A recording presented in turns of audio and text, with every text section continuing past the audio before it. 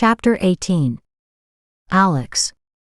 We'd spent hours in Whole Foods getting fresh vegetables and fruit, then to Neiman Marcus to pick up clothing for me. As Max drove back to the ranch, he turned to me. "You know, I've never had so much fun in my life." "I'd say you don't get out much, because if you think this is fun, then you've had a sheltered life." "I wouldn't say my life was sheltered, it was just different. I didn't know something as simple as accompanying a woman to buy groceries could be relaxing and pleasurable. I wished I'd done something like this sooner." "With your wife?" I added. "Yes. You sat quietly while I bought shoes and all kinds of items. I enjoyed every minute seeing you, and you asking me if a dress fits." I glanced over and laughed. "What's so funny?" Zach asked. "Am I such an anomaly?" "What? Are you telling me that I shouldn't be upset because I didn't do this with my wife?" "No. Most men sit and wait for their wives as they try on clothes, but they aren't as patient as you were. You seem to take extra joy in watching me change and model and ask your opinion." "That's because it was something new to me." "So you're saying that it was new to you to have me purchase a maid's uniform from a novelty store?" "That was a French maid's uniform, and although you insist that I wear it, I never will because it is short, risque, and has fishnet stockings." "You mean they don't wear uniforms like that?" He glanced over at me for a second, with a sexy closed grin. "So you're saying that your wife let you hire women that would wear this kind of costume, because it's a costume?" "The women she hired were in their 50s. "Smart girl," I added. "I thought since you were pretty and younger, you wouldn't mind walking around the house in a short dress, and not one that was to your ankles. Since you didn't ask me, and I thought you were buying that for a costume party for a friend, I will not be wearing that, period. It's not me. I don't do this for strangers." "When will we not be strangers?" He grinned. I blinked my eyes and said, "I won't be here long enough for that to be determined." Zach drove to the house and parked outside in front of the door. I didn't want to continue that conversation, because I could give myself away that I'd been attracted to him from the moment I saw him. I refused to say another word. I dashed out with the motor running and opened the trunk. When he cut the motor, I had some of the packages waiting in front of the door. "I could have done that. Why didn't you wait for me?" "Because it's late and there's nothing cooked," I reminded him. "You don't have to cook. I can order something." "Then what do you want with me?" "Pleasant company," he admitted. "You can get that anywhere. Perhaps you have talked to people lately. With me, every time I ask a question they're scrolling through their phones and didn't even hear the question or take the time to look in your eyes when you speak to them. I used to do that when my wife spoke to me." "It was all business," he said, opening the door and turning off the alarm. "I'm going to get the other packages, and don't throw away the costume as you said. It may come in handy one day. Maybe my next maid will appreciate it." And he left me standing there in the foyer. I placed the first bags and boxes in the large room when Zach strode into the house holding the rest of the packages, looking domesticated, but behind him stood a man holding a bottle of wine. "Hi, I'm the next-door neighbor, J. Peters. I just came to welcome you two to the neighborhood. We're new to the subdivision, as well as some of your neighbors. I see you bought the lot with over 1.5 acres. I wouldn't know what to do with that, but bury bodies." We glanced at him, and he snickered. There was a long silence, and Jay handed Zach the bottle. "I'm joking, of course." "Of course," I added. I really didn't want to hear any more about dead bodies, and I placed the bottle into the wine fridge. "We don't have a wine cellar." I offered a closed smile, and then I realized we hadn't introduced ourselves. Well, I hadn't been introduced. I was sure Zach did introduce himself in the driveway. "I'm glad we have couples living here because some of the guys who bought homes here are single and have parties every Saturday. You have new people in the neighborhood, and with all the cars coming and going, you never know. It's Texas." He hunched his shoulders. I'm going to get out of your hair, because I see you've just moving in. Shopping with the missus, I see. I hoped Zach would clear that up, but he never did. This is Alex, my loving wife, Zach said, and placed his arm around my shoulder and pulled me close to him. I wasn't turned off by that gesture. I was drawn to him, and found myself leaning my head on his shoulder as if he was Max, but a gentler Max. A Max I never knew but wanted to. And Jay smiled, shook our hands with a wide grin. Then turned to us. Well, Alex and Zach, I hope we'll see you around. When are you having a housewarming party? I'll send an invitation soon, Zach said, opening the door, and Jay left quickly. Why didn't you tell Jay that we weren't a couple? I asked, annoyed at him for creating a situation where we had to pretend that we were married. I could never step out of the house, and that would stop that.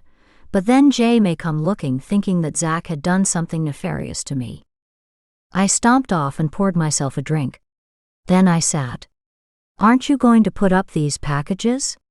Zach said with a sly grin. He sat on the side of me. I took a sip of vodka, placed the glass on the table and crossed my arms and then furrowed my brow. You do it. I'm your wife, and you're going to have to take up some of the responsibilities around here. Tomorrow, I want you to cook breakfast and order some food, because I'm not doing it. There should be some privileges when you tell the entire neighborhood that we're married. You'll have all the privileges of being my wife. Anything you want, I'll do it. I thought he was a dominant, and now I know he isn't, which is a surprising pleasure. I was feeling good about Zach. I craved a man who wasn't like Max lately. Max had caused me so many heartaches when it came to my children because of his dominance. I wanted to consider Zach instead, however. He showed me what he truly was by his next words. Does that mean you'll sleep with me too? I knew it was a bad idea for Jonas to bring me here.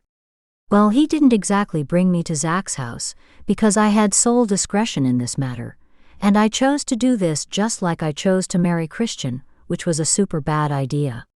I've been getting these horrible notions lately, and I can't trust my instincts. I haven't had a clue in years about which men are good for me, and which are off limits. Get me a drink, I barked at Zach. I was never a woman to drink, but for some reason I had a desire because everything was catching up with me, and I couldn't calm down, and I didn't know if I wanted this man, but I did. I just didn't know how to handle another man. I didn't know well enough to trust. I could leave with Jonas and never see Max or Zach again, but I couldn't leave my children, and Max had made it clear before. If I left him for another man, the children would stay with him. I don't even know if Zach likes children, or whether he's willing to wage war with Max to have me to himself. He has the resources, but it will take more than that. I took another drink. I'm not drinking alone, Zach, drink with me. When Zach strode to the liquor cabinet and poured himself scotch over rocks, I thought that was what Max drank when he was home with me. They were similar in age, and perhaps that's what his generation drank. Max and Zach were about 10 years older than me, but Zach appeared to be the calmer of the two. I thought. Max was serious most times, unless he was playing with the children, and then when it was time for bed, there was this intense look that descended over his face. I knew what he wanted and craved. He wanted to be inside me after I'd punished him with my whip and plunged my spiked heels into his hard, muscular ass. I must have drank too much, and the sun was bleeding through the shutters when I stretched and felt a warm, hard body next to me. I was afraid to open my eyes. No, it wouldn't be Jonas. It had to be that handsome stranger. I opened my eyes slowly and prayed it wasn't anyone I didn't know. However, it was worse than I thought. It was Zach, and when I glared down I was naked. I bounded up and out of the bed with a large pillow in front of me. Chapter 19. Alex. Why did you do this to me? I shouted. Zach opened his eyes and turned in the direction of the noise and narrowed his gaze. You were sleeping in the living area. 1 minute you were talking and going on about Max, and I tried to wake you, but you wouldn't. I think you had too much to drink. Oh shit, I told him about Max. He must have baited me. You think? You could have left me on the couch or on the floor. I could handle that better than waking up naked near a strange man, but instead you brought me to your bed. I was huffing and puffing. Who knows what you did to me? My body's reacting strangely. He chuckled. The only strangeness came from you. You don't remember asking me to make love to you, do you? You were taking off your clothes when I woke you and was leading you to your room, but you bolted into my room. You danced on the bed as you stripped in front of me.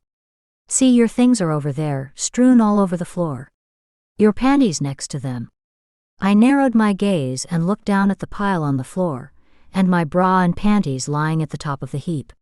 I must have been drunk or worse. I shuddered, and it wasn't because the house was cold.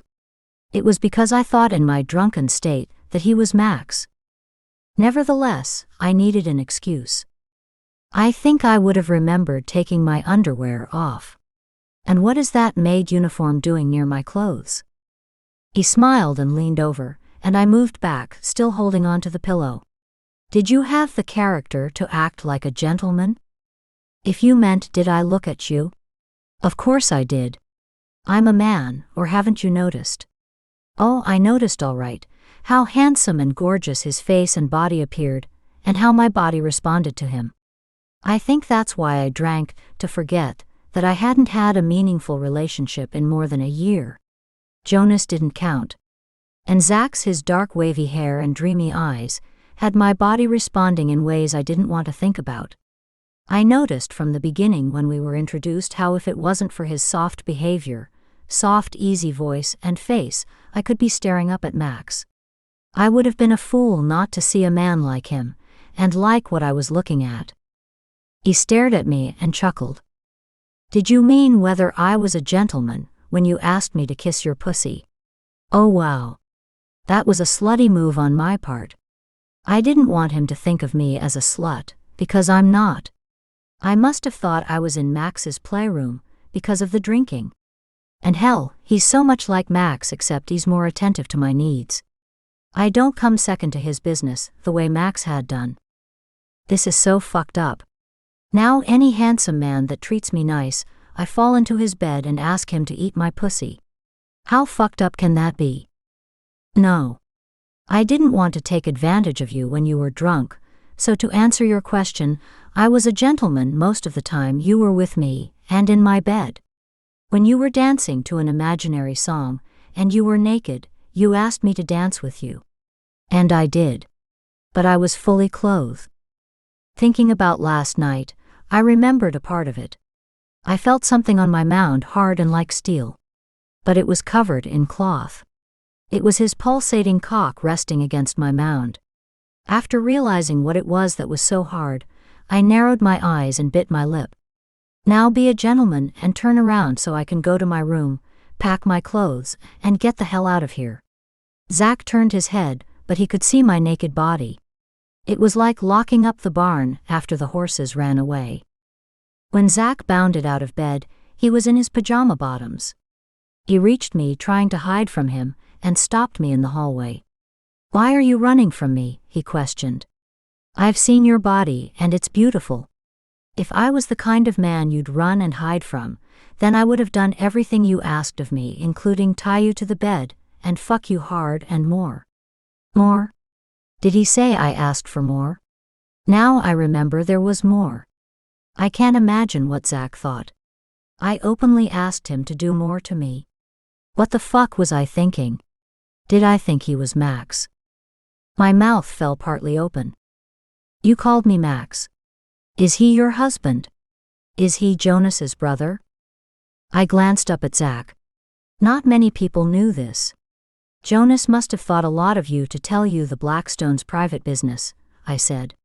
Although Jonas wasn't a man who kept things close to the vest as they said, nevertheless, I was surprised to hear it. What else did Zach know? I did say we were close.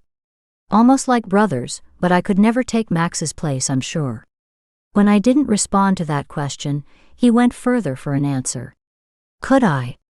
This wasn't a statement, it was a question, and I wasn't fully committed to answering him yet.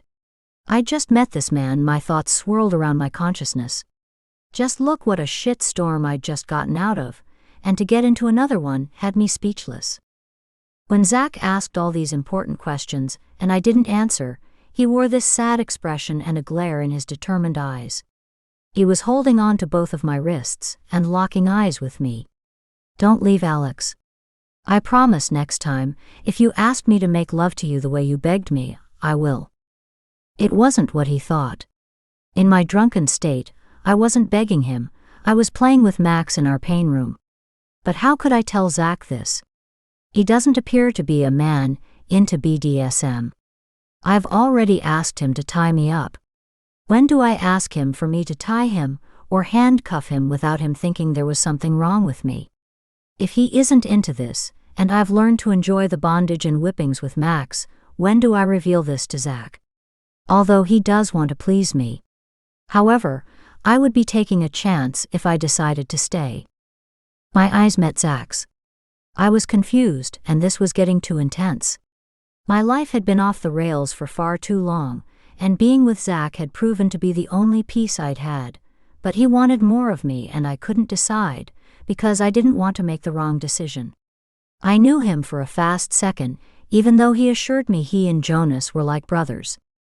I shook my head and blew out a hard breath. "You're a pain in the ass, Zach. Now let me go," I said, pulling one arm from his grasp. "You asked for that too," he said, his voice low and serious. "See, I have a lot of control. Stay with me and let me take care of you. I know about Max and you. I'll make sure you have your children with you, and if you want to go back to Max, I won't stop you. But let me show you, I can be a better man than what you've had before. I know about Christian also." I bit down on my lip and stared. I didn't want a better man. I wanted Max. I wanted him to spend more time with me and our children. We didn't need all the material shit and his jealous nature. Our sex life was great. It was the other things that pulled us apart, and had him go on one of his crazed notions that Jonas wanted to replace him. Zach's hands released my wrists and I rubbed them. His hands dropped to his side. "You don't understand, Alex," and I wished I could explain, but I can't. I heard Zach's voice and I tried to focus, but I only heard he knew about Christian, which frightened me. Did Jonas tell him that too? How could Jonas reveal our secrets to a stranger? My heart beat loudly.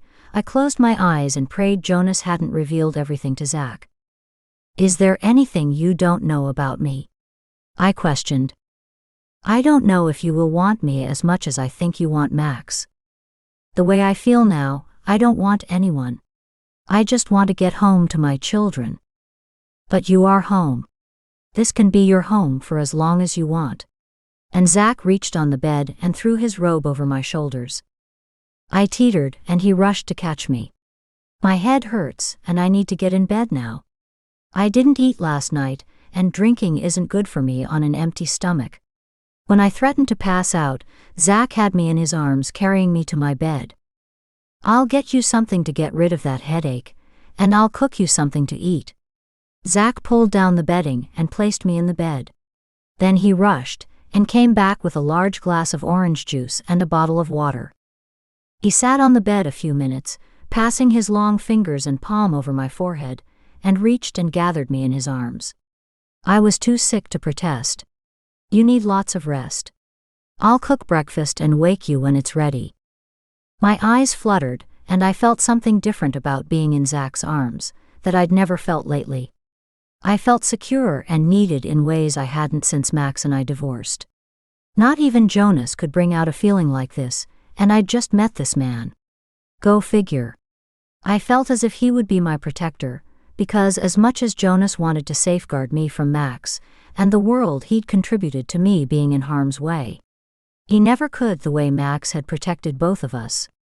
Yet Zach had a stillness about him that Max never did in all the years I'd been with him. And I found myself growing closer to Zach in a short time. Was this another foolish mistake? I had to question my reasoning. I'd never felt this with Max, and now I finally found the one man I'd been seeking all my life.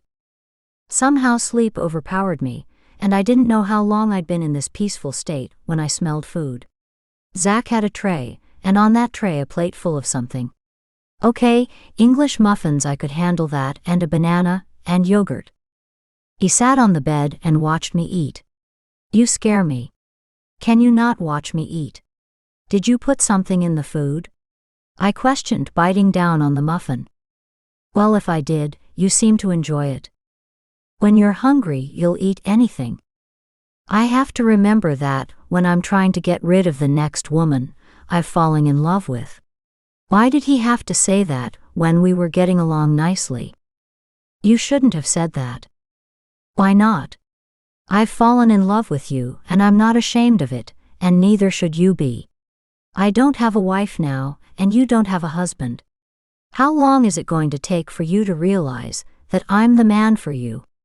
Do you want to look at me one day and I'm married to someone else, and you had your chance and see another woman with your husband? But you're not my husband. I could be. Can't you tell it's too early? For what? Zach asked. I could die tomorrow, and you would never know what it felt like to have me take you in my arms, lean over and kiss you, and do all those things you wanted me to do to you. Chapter 20. Alex. Zach leaned over as I sat there with my back to the headboard and a tray across my lap. The kiss lasted long, but it felt as if it was a second and I wanted more. I pushed the tray to the side and opened my mouth, and he dropped his tongue down my throat. I closed my eyes and sucked his tongue as it swirled around my mouth and my tongue tangled with his. We exchanged breaths and I felt the tray slide off the bed and onto the floor with a bang. Don't worry. Someone will clean it up. If you order me, then I will, but not now. Now I want to feel you, he said with a smooth, easy, sexy tone. Zach pushed the robe off my shoulders and untied the sash, and I lay there naked, and for some reason this time it wasn't a humiliating experience, it was freeing. I felt as free and open with him as I'd felt with Max, but for some reason much more. He walked to the foot of the bed in his pajama bottoms and a t-shirt showing his powerful muscles, and with his hands he opened my legs as I looked down at him. Just relax and don't think of me as a stranger. I want you to close your eyes and think of me as a man who's fallen head over heels in love with you, and I have to have you and I need to satisfy you. I want to please you, Alex. I'm your slave, and everything you've ever wanted I can give it to you, because my aim is to satisfy you to the fullest. Closing my eyes, I threw all inhibitions to the side, forgot I'd just met him, and maybe I'd never see him again when I laid with my legs sprawled open as he raked his fingers through my pubic hairs. With his fingers he opened my folds, smiled, and looked up at me. You are beautiful, and I will suck your clit if you ask me. You'll have to ask me, he said in a low voice. He stared at me and grasped my legs, and he pulled me down where I laid flat on my back against the mattress. With his arms on both sides of my hips he began licking my thighs. I'm waiting, he said as he continued, taking a few seconds before saying, I'm waiting. You're not going to get this tongue unless you ask for it. Ask me like you did last night. Beg me. Please, Zach, suck my pussy. And when I said that he didn't play any games with me, he placed his face on my mound and sucked my clit, and then he placed his finger inside my opening, and as he sucked and his tongue teased my clit, I buried my fingers into his shoulders. That's right, Alex, pain. Pain is what I get off on. It didn't occur to me until later that he sounded like Max when he declared that it was pain that turned him on. He needed someone to satisfy his lust and need for pain. I had to stop myself from calling out Max's name because their lovemaking was too eerily close. I was clutching the sheets when he licked the sides of my folds, and the sound of Zach's pleasurable moans heightened my arousal. You're bringing me to orgasm, Zach. Raising his head, I'd swear I was looking into Max's green eyes, but it wasn't his face, and for some reason that excited me. I'd never been with another man in my life, except for that unfortunate incident with Jonas. Even then, I had to pretend that I was with Max in order to rationalize that night, to be able to live with myself. Come on, baby, come in my mouth. And my legs stiffened. My mound rubbed against his mouth as his tongue tasted the liquid in my opening. I heard Zach breathe hard and fast. When he stopped sucking my tense, rigid clit, he stood at the foot of the bed as I watched his amazing body and began pulling the tea over his head. The shutters in the room were closed, and I couldn't see the body that was now driving me insane with lust. I sat on my knees. I placed my hands under his tea and helped him remove the covering from his skin. I wanted to feel him. Then I unsnapped his bottoms and reached for his thick cock and pulled it out. Instinctively, I did that. Maybe it was I hadn't touched a hard cock from a man I wanted to be with in a long time. I was eager when I opened my mouth and directed his cock with my hands, and placed it in my mouth and sucked it. It was hard, long, and cut just like Max's. I had to get Max out of my head, out of this bed. I need him to go away because after I suck Zach off, I needed him to fuck me. I didn't care where, just fuck me, I thought, because I'd never be able to reach a climax with Max around. Zach reached for my face. Are you sure you want to do this? You know if you suck me off, you're mine, and you can't take it back. You can't pretend that you didn't want me to fuck your mouth, because I will fuck it. I'll fuck it and then I'll fuck you, so tell me to stop and I will. I got what I wanted when I kissed your pretty pussy, and I satisfied you. We can stop now, if you don't think you want to have a relationship with me. I want you and I want this. I held him around his waist as he pushed through my opened mouth, dropping his cock down my throat. But he was gentler than I imagined. He passed his palm over my hair when he flicked his hips forward.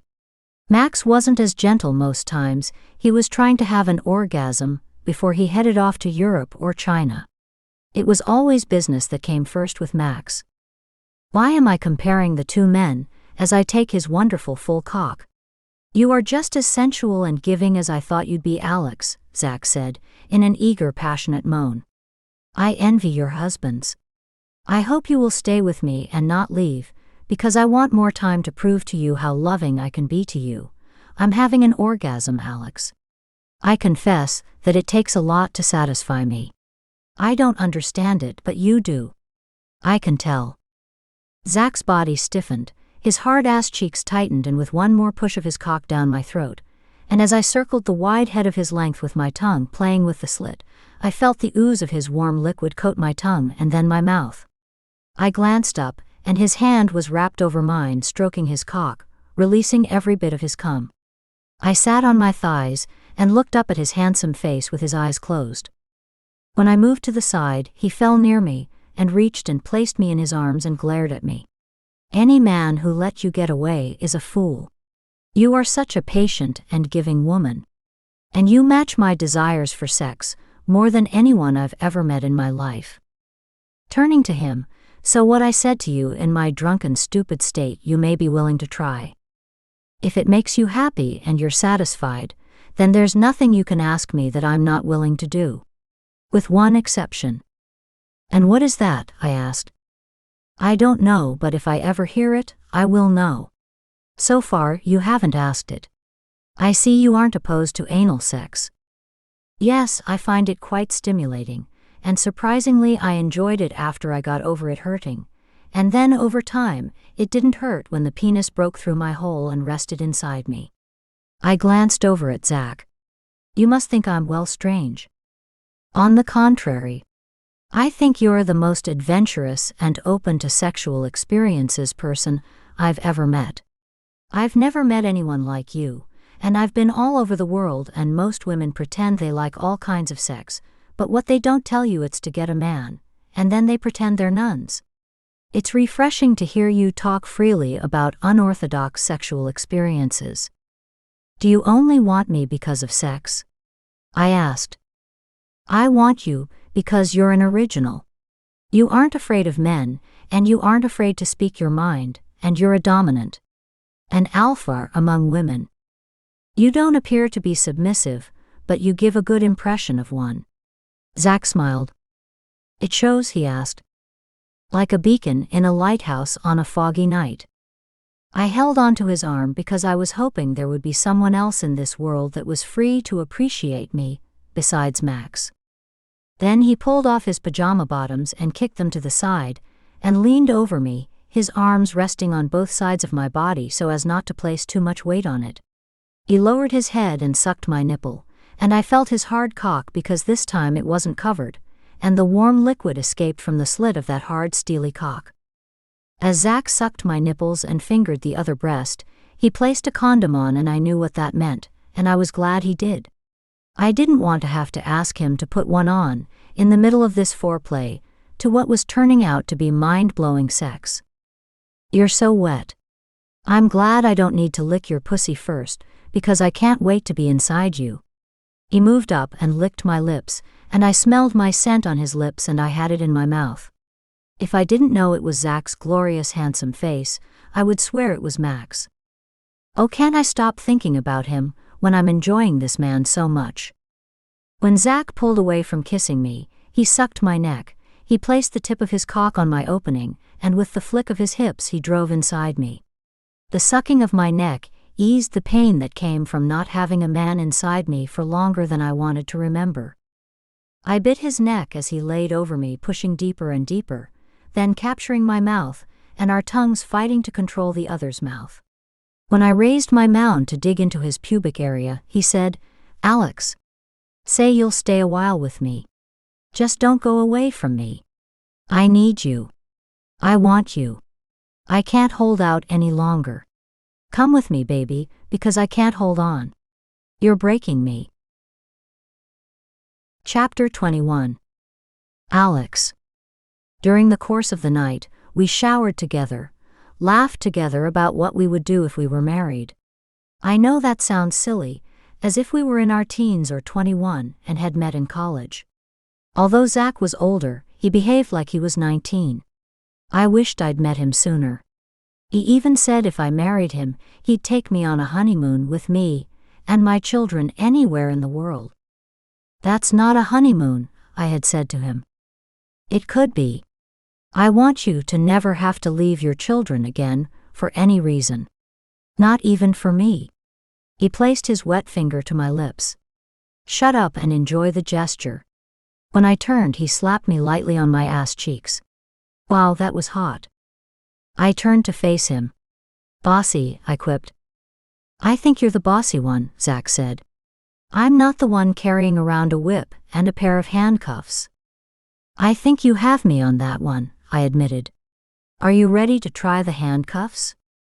"I may need time to get ready for the handcuffs and whip. But don't get me wrong, I'm a fast learner, and with an attractive, alluring woman like yourself, I think I can manage a few minutes of pain." "Well, aren't you the high achiever? I was thinking of giving you only one lash." I winked at him, and he brought me into his arms, and I fell asleep with his muscular arms clutching my lean body. When we woke in the middle of the day, and still in bed, it had been refreshing and unusual for me. I had been the one taking care of my children, dropping them to school, picking them up in the evenings after soccer practice, shopping for food because one didn't eat certain things and the others wanting their own things. I never got enough rest, or had the luxury of sleeping during the day. Max would go on his business trips and stay gone for months only to come home, kiss the children, have sex with me and leave again. I wanted what Zach had offered me, but I had to give Max a second chance and discuss this with Jonas. More than ever, Jonas had a say in the matter. He'd been the one who freed me from Christian's diabolic, deadly hands. Turning to Zach, "Let's get to the kitchen and I'll prepare breakfast this time. We need to talk." "Only if you wear that costume, as you called it." I narrowed my eyes. "There's no way I'm wearing that skimpy maid's uniform," I objected, but not as strong as I should. "Then I'll just lie here and you can serve me in bed." "Get up, lazy." I walked and pulled at his hands and arms, and he moved and stood up, and I watched his hard, strong shaft anticipate my next move. Damn, but his body was gorgeous. And now, through the sunlight pouring into the room, I saw scars I'd never seen before. They crossed one shoulder and muscles in his arms. Some of the scars appeared to be burns that had healed recently. My mind turned to what I initially thought. He was in the mafia and hiding out in Texas. How did this happen? I questioned, tracing my palm along his shoulder. It's a long story, Zach said. Here's your robe. We need to talk. I tossed the French maid's costume to the side when Zach had picked it up and handed it to me. Come on. I took Zach's hand and marched him to the kitchen, and he sat on the island bar stool while I raided the fridge and lined up everything on the counter. Then I placed plates and utensils as he grinned, and his eyes followed me around. Now tell me how you got those scars. Only if you marry me. I blew out a hard breath and rolled my eyes. He leaned and placed his warm hand on mine. The heat soared through my body, igniting the passion I'd almost lost for a man. Our eyes met. You're not married anymore, and I'm not either. Your wife is dead. Max is still alive, and if I don't talk to him, I'll never know what I want. I thought you wanted me? I do. But we don't know each other. I don't know why you have those scars. Is it because you're in the mafia? Zach began laughing, and it continued for too long. Why are you laughing at me? I'm serious. He placed a finger on my hair and pushed it to the side. Because, beautiful lady, you have an enormous imagination. From the use of handcuffs to whips to thinking I'm a gangster. Well, are you? No. And if you agree to marry me, I'll prove to you that I'm an honest businessman. And I have resources where I don't have to spend my time dealing with my businesses anymore. I can devote all my time to you and your children. You know Max has my children, and I can never be happy unless I can come to an understanding with him. If you know about Max, then you should know he's ruthless when it comes to me and his children. I don't want to see anything happen to you. Something has already happened to me. I've fallen irreversibly in love with you. I can't go back. I can't unsee you. I can't feel the way I feel for anyone else. It's only you, Alex. I placed my finger over Zach's mouth. Don't say that. You sound like someone else. Who, Max? Yes. That's who I wanted to talk to you about, Alex. I thought when I said I needed to talk to you, it would be a conversation about Max, but now I don't want to think about him when I'm with you. I need time. I need to get away. And I walked out of the kitchen and into my room, closed the door and got dressed. When I strode back into the kitchen with my bag in my hand, I saw the scared look in Zach's eyes. Where are you going, Alex? Baby, come here. I couldn't. I'd been confused with my desire to stay with Zach or go to Max. I've been with Max so long, and he had such a pull and reach into my heart, soul and body, that I was afraid Zach would fall in love with me and I'd hurt him, and I didn't want to hurt this beautiful man. I had to leave to give him time to find someone else, because I didn't think I was the one for him. I would destroy him with my love for Max. I have to leave.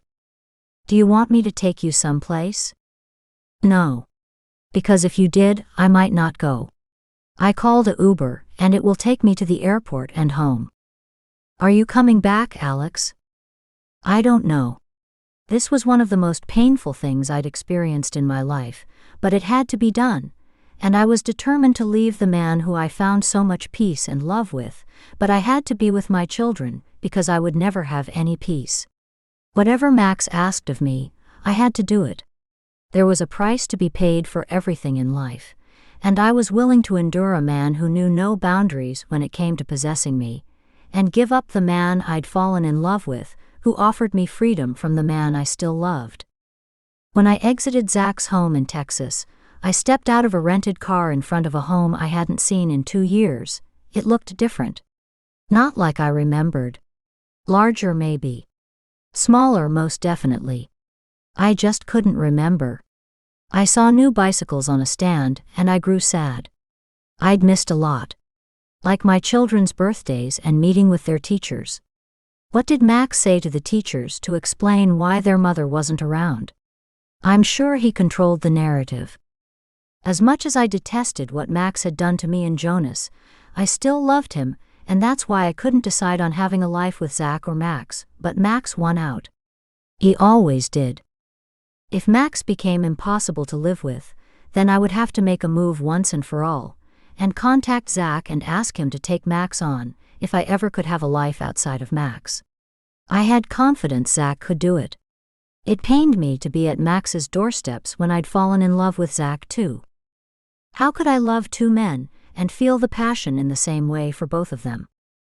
This was the thing that terrified and bothered me, that I wanted both men at the same time. I chuckled. Perhaps I could present them with this idea. And if they wanted me enough, they would agree. Fat chance. Zach had said he wanted what I wanted, and if he could have me, he'd adjust. That idea alone was preposterous, but I've heard of people having a threesome. However, I've never heard of men agreeing to this. Men are different from women, because some of them are selfish and covetous. I stood outside looking at the door too long. I'm sure the cameras picked up on me pacing back and forward, yet no one came to the door. I didn't think it would be my children, because they were in school. Taking in a deep breath, I placed my finger on the bell and within seconds the door opened. "We've been waiting on you, Alex. You've come home to us." "Come in," Jonas said with a relieved look on his face. He hugged me. "You smell wonderful, Alex. You look even better.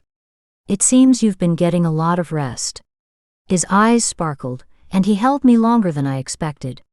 He knew I'd been with Zach, and the way he looked at me, he was aware of something. Was it written on my face that I'd slept with Zach? Was it in my eyes? Not enough rest. You know you can't sleep on planes these days. I pulled back from his embrace. "Jonas, I came here to talk to Max. He's been waiting for you. Follow me." I trooped behind Jonas, and when I entered the great room, Max was sitting in his usual chair facing the glass windows as animals crossed the property. When he was home, he said he needed to see deer trotting through the snow. It calmed him, and then he was gone for months. Standing behind him but not too close, I said in a low voice, "Max, I need to talk to you about me and the children." He turned. I gasped and placed my hand over my mouth. "What are you doing here, Zach?" I whispered. "That's what I wanted to tell you. It's me, Alex. I'm Zach." I bolted to run, and Max caught me. "Look at me. I'm telling you the truth," he said in his natural baritone voice. "But what happened to your face and you've changed?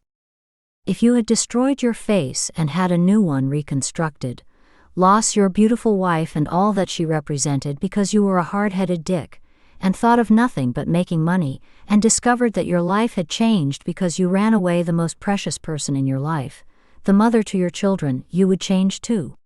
I've changed along with this face that you see. You won't see the old Max again. He died with that face and in that helicopter crash. Now I'm reborn with your help and Jonas's." I saw tears cascade from Max's eyes and land on his cheek. I placed my finger and wiped it away. Max grabbed my palm and kissed it. "Can you forgive me, Alex, and help me make the children understand that I'm here to stay? That I'm still their father, even if I have another face. I need you, Alex. Don't leave me." When Max asked me not to leave him, I heard the voice of Zach and Max. "I'm never going to leave you, Max. Where am I to go? I found two men in my life that I can't do without, and whom I love. I'm here to stay." Max reached and drew me into his arms, held me tight as I lay my head on his wide chest. I heard his heart beat loudly in his chest. I glanced up to see Jonas, who now laid claim to the handsome face that used to belong to Max. Jonas was now the face of Blackstone. I stared at Jonas. "I love both of you, and I will always love the two of you." I watched Jonas smile. I felt the fire burn through me, welcoming my men and the passion I felt for them. Max took my hand and led me in the direction of our room. "Now show me what you can do with those handcuffs and whip. It's been a long time, and I can't remember how it felt. Zach needs to be acquainted because he's now your slave." The end of Blackout, Book 10. Author's note: there are 10 books in the Blackstone series. Some you can read as a standalone, however, start with the first 3 books to get acquainted with the characters. You can reach me at rachelaries04@gmail.com if you want to talk and comment about my books. Furthermore, if you want more Blackstone books, leave a comment and I will answer you.